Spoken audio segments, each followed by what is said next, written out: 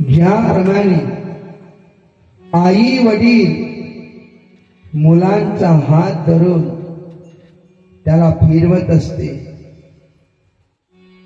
त्याला धरून त्याला घेऊन मंदिरामध्ये जाते, सत्संगाला जाते, त्याप्रमाणे गुरु असतात. एक अष्टविनायक पिक्चर आहे आणि त्या अष्टविनायक मध्ये एक गीत आहे महाराज, दिसते मजला सुखचित्र नवे, आहे ना. आणि त्यामध्ये अंतर आहे महाराज, हात तुझ्या हाती असावा, साथ तुझी जन्मांतरी, हात तुझा हाती असावा, साथ तुझी हात तुझ्या हाती असावा, साथ तुझी जन्मांतरी. कोणाच्या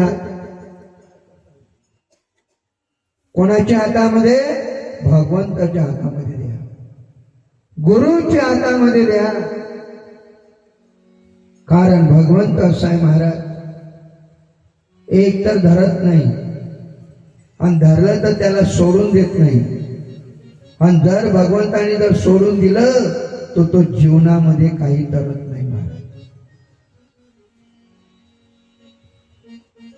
मच्छिंद्रनाथाने काय केलं? गोरक्षाचा हात धरला, त्याला अरण्यामध्ये आणलं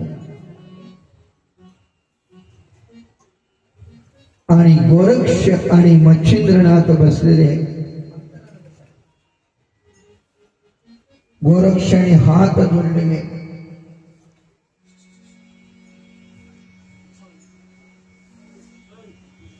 गोरक्षाने हात जोडलेले. मच्छिंद्रनाथ म्हणतात, अरे गोरक्षा, आता तुम्ही म्हणा महाराज, तुम्ही गोरक्ष म्हणता, गोरक्षनाथ का म्हणत नाही? अजून त्याची दीक्षा व्हायची. आलं लक्षात? जेव्हा दीक्षा होते तेव्हा तो नाथ बनतो. ज्याप्रमाणे कुमारीची सौ केव्हा होते? सौभाग्यवती, जेव्हा तिचं लग्न होते तेव्हा. तशी होते का? तशी होते का? त्याचप्रमाणे आहे महाराज. मच्छिंद्रनाथ म्हणतो, गोरक्षा, अरे मी तुला या घोर अरण्यामध्ये आणलेलं आहे, तुला भीती तर नाही वाटत ना? गोरक्ष म्हणतो, नाही, माझ्या सोबत साक्षात माता पित्याच्या रूपामध्ये माझे गुरु असल्यामुळं मला कशाची भीती आहे? काय शब्द आहे हो, आहे ना. आता कोणीतरी आई वडिलाचं नाव काढते का? फक्त एवढं आहे, गाडी घेतली, आई वडिलाचा आशीर्वाद मागून लिहून देते.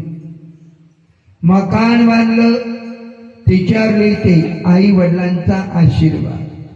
आणि त्याला जर विचारलं का रे बाबा आई वडील कुठे आहे, तर म्हणते झोपडपट्टीमध्ये घरकुल भेटलं तिथं